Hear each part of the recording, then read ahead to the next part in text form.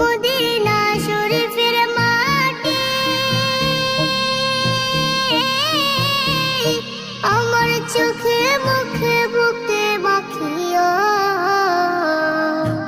এমন পবিত্র মাটি, এমন পবিত্র মাটি আমার নবীর রওজায়। তোমরা যদি যাও গো মদিনায়, তোমরা যদি যাও গো মদিনায়। ইয়া রাসূলুল্লাহ, ইয়া হাবিবাল্লাহ, ইয়া রাসূলুল্লাহ, ইয়া হাবিবাল্লাহ।